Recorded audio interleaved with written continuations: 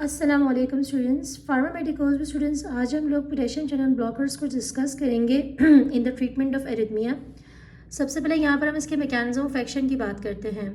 Potassium channel blockers जो हैं students, ये पोटेशियम चैनल्स को ब्लॉक करते हैं। जब ये पोटेशियम चैनल्स को ब्लॉक करेंगे तो जो पोटेशियम आइंस हैं वो सेल को लीव नहीं करेंगे, जिसकी वजह से एक्शन पोटेंशियल और इफेक्टिव रिफ्रैक्टरी पीरियड दोनों का ड्यूरेशन क्या हो जाएगा, इंक्रीज हो जाएगा।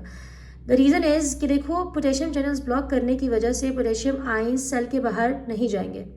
तो action potential effective refractory period में जब हार्ट सेल्स रेस्ट कर रहे होते हैं और नेक्स्ट सिग्नल के लिए खुद को प्रिपेयर कर रहे होते हैं, तो वो फेज जो है वो ऑटोमेटिकली इंक्रीज हो जाएगा by blocking the potassium channels. अब हम बात करते हैं इसकी काइनेटिक्स की।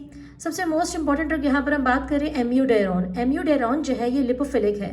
चूंकि ये लिपोफिलिक है, जब हम इसको ओरली लेंगे तो इसकी एब्जॉर्प्शन जो होगी वो इनकम्प्लीट होगी और इसके फुल क्लिनिकल इफेक्ट्स जो हैं वो 6 वीक्स तक अचीव नहीं हो पाएंगे। 6 वीक्स बाद ही हम इसके क्लिनिकल इफेक्ट्स हमें नजर आएंगे। ड्रोनिडेरॉन जिसकी सेकंड मोस्ट इंपॉर्टेंट ड्रग है, वो वेल एब्जॉर्ब हो जाती है आफ्टर ओरल एडमिनिस्ट्रेशन बिकॉज वो लेस लिपोफिलिक है एज कम्पेयर टू एम्यूडेरॉन। अब हम बात करते हैं इसके यूजेस की। हम पहले इसको यूज़ करते हैं एट्रियल फिब्रिलेशन और फ्लटर में, और इसके अलावा हम इसको सिवियर रिफ्रैक्टरी सुप्रावेंट्रिकुलर टैकीकार्डिया में भी यूज़ करते हैं। ओके स्टूडेंट्स, अब हम बात करते हैं इसके एडवर्स इफेक्ट्स और कॉन्ट्राइंडिकेशंस के। एडवर्स इफेक्ट्स अगर मैं बात करूं एम्यूडेरॉन ड्रग के, तो पहला उसका एडवर्स इफेक्ट है कि ये कॉज करता है टॉर्सा डिपॉइंटिस, जिसको हम वेंट्रिकुलर टैकीकार्डिया कहते हैं। दूसरा, ये कॉज कर रहा है muscle weakness, dizziness, thyroid dysfunction, metallic taste और ग्रे डिस्कलरेशन ऑफ स्किन। अगर मैं ड्रग ड्रोनिडेरॉन की बात करूं तो उसके एडवर्स इफेक्ट्स 3 हैं। पहला है लिवर फेलियर, ब्रेडिकार्डिया, डायरिया और वॉमिटिंग। अब हम बात करते हैं लास्ट में कॉन्ट्राइंडिकेशंस की। QT interval, complete bundle branch block, इन दोनों कंडीशंस में आपने ड्रोनिडेरॉन ड्रग नहीं देनी। अगर मैं बात करूं एम्यूडेरॉन ड्रग की, तो उसको आप आयोडीन सेंसिटिविटी, थायराइड डिसफंक्शन और 2nd और 3rd डिग्री एवी ब्लॉक में नहीं दे सकते। अच्छा, ड्रोनिडेरॉन या एम्यूडेरॉन को हम लोग क्यूटी इंटरवल या कंप्लीट बंडल ब्रांच ब्लॉक या 2nd और 3rd डिग्री एवी ब्लॉक में क्यों नहीं दे रहे? रीज़न ये है कि ये पोटेशियम चैनल्स को ब्लॉक करते हैं। पोटेशियम चैनल्स को ब्लॉक करने के बाद मैकेनिज्म ऑफ एक्शन में मैंने आपको ये बात समझाई थी कि ये एक्शन पोटेंशियल और इफेक्टिव रिफ्रैक्टरी पीरियड के ड्यूरेशन को ये इंक्रीज कर रहे हैं। अब आपको पता है क्यू फेज और टी फेज दोनों में ही आपको पता है कि उसमें क्यू फेज में पोटेशियम चैनल्स सेल को लीव कर रहे हैं और टी फेज में रेस्टिंग फेज है। तो ये जब पोटेशियम चैनल्स को ही ब्लॉक कर देगा तो पोटेशियम जो है आयंस जो है वो सेल को लीव नहीं करेंगे, तो वो फेज वो ईसीजी में उसको प्रोलॉन्ग कर देगा, उसको लंबा कर देगा।